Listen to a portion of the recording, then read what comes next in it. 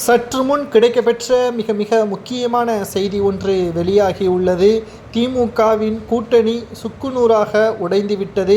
கடந்த 2 நாட்களாக தமிழக ஒட்டுமொத்த அரசியலிலும் மிகப்பெரிய அளவிலான பிரச்சனைகள்தான். அதிலும் குறிப்பாக திமுகவின் கூட்டணியாக இருக்கின்ற காங்கிரஸ், விடுதலை சிறுத்தைகள், குறிப்பாக கம்யூனிஸ்ட் போன்ற கட்சிகளை திமுக விரோதியாக பார்ப்பதாகவும், முன்னாள் முதல்வர் காமராஜர் ஐயா அவர்களை பற்றியான அவதூறுகளை திமுகவின் எம்பியும் திமுகவின் துணை பொதுச் செயலாளராக இருக்கக்கூடிய திருச்சி சிவா அவர்கள் பேசியதற்கு எந்த ஒரு கண்டனத்தையும் இதுவரை ஸ்டாலின் அவர்கள் கூறவில்லை.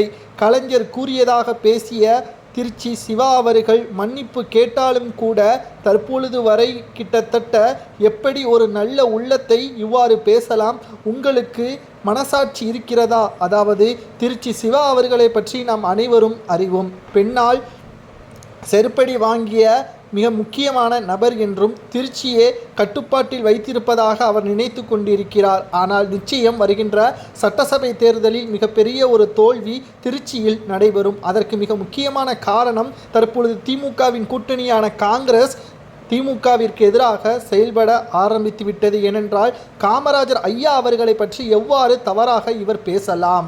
அதற்கு ஸ்டாலின் ஏன் கண்டனம் தெரிவிக்கவில்லை? எங்களுக்கு நீங்கள் 10 தொகுதிகளை கொடுத்தாலும் பிரச்சனை கிடையாது, தொகுதிகளை அள்ளி கொடுத்தாலும் பிரச்சனை கிடையாது, நாங்கள் கூட்டணியில் இருப்பதை பற்றி ஆலோசனை செய்ய போகிறோம். இரண்டாவதாக, கம்யூனிஸ்ட், விடுதலை சிறுத்தைகள் போராட்டம் நடத்துவதற்கான அனுமதி கேட்டுள்ளனர். அதற்கு திமுக வழங்கவில்லை. அனுமதி வழங்காத காரணத்தினால் அரசியல் சுற்றுப்பயணம் மேற்கொண்டு வருகின்ற எடப்பாடி பழனிசாமி அவர்கள், திமுகவின் கூட்டணிக்கே நல்லது நினைக்காத ஸ்டாலின் அவர்கள் மக்களுக்கு எப்படி நல்லது நினைப்பார் என்ற கேள்வியையும் அடுக்கடுக்காக முன்வைத்தார். இதனால் திமுகவின் தலைமையில் இருக்கக்கூடிய கூட்டணி நிச்சயமாக விரிசல் ஏற்படும். காங்கிரஸ், விடுதலை சிறுத்தைகள், கம்யூனிஸ்ட் போன்ற கட்சிகள் ஒன்று அதிமுகவிலோ அல்லது தமிழக வெற்றி கழகத்திலோ கூட்டணி வைப்பதற்கான சூழல் ஏற்படும். விஜய் அவர்கள் கூட எப்படி காமராஜர் ஐயா அவர்களை பற்றி அவதூறாக பேசலாம்? அவரை பற்றி உங்களுக்கு தெரியுமா? கலைஞர் கூட இருந்தவர் நீங்கள். ஆனால் கலைஞர் செய்த ஊழலை பற்றி ஏன் உங்களால் பேச முடியவில்லை?